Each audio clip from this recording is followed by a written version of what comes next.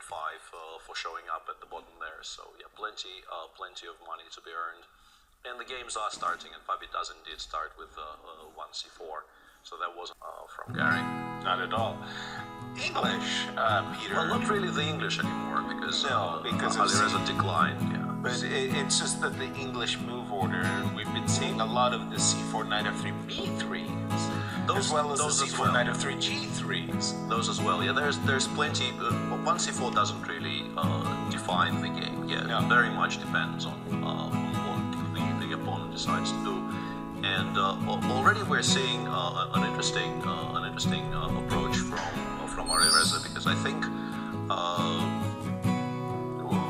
he generally I wanted to go off on a bit of a not a rant exactly, but a bit of a tangent about him being a young, exciting player who plays sort of young, exciting openings. And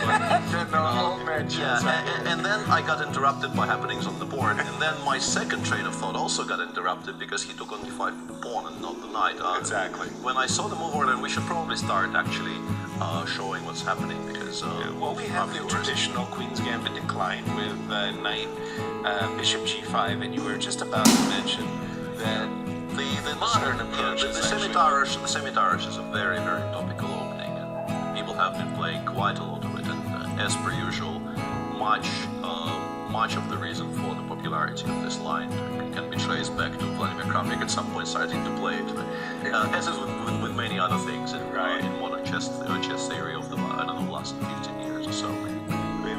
But instead of playing the modern line with knight takes d5, as you say, Vladimir Kramnik certainly trailblazed that line. The old traditional e6 takes d5 was Alireza's choice, bishop g5, and I assume c6, although... he went c6, e3, h6, which already slightly surprises me, and I kind of want to pass the baton to you here, Yasmin. I have a feeling you have much more experience in the Carlsbads of all kinds than I do, because I generally don't play these structures with either color. Well, for me, I especially like to include the move h7, h6 based on the variation of bishop f5, which I played, and then this line that kind of Tigran Petrosian blazed.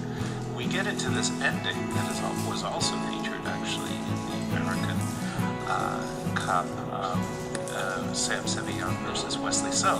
And one of the problems that Black often faces in this is this move h2, h4.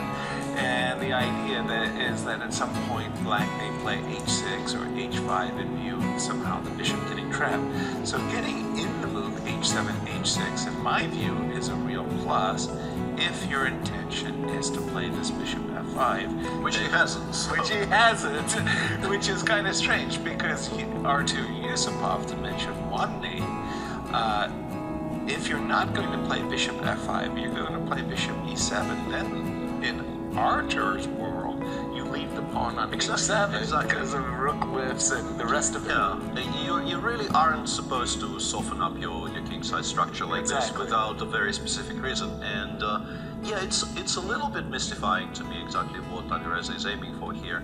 I'm guessing you can still play for the usual 94 plans of trading pieces this way, but yeah, it's interesting. Even though I think I've seen people do this more often these days, just seemingly, like optically to my eyes, this allows white everything white could possibly have wanted. Like f3 bishop f2 now is a very comfortable way to solidify your situation in the center and then try to push for e3, e4 later, which is these days chess has become much more about concrete evaluations and concrete sequences, and I think less about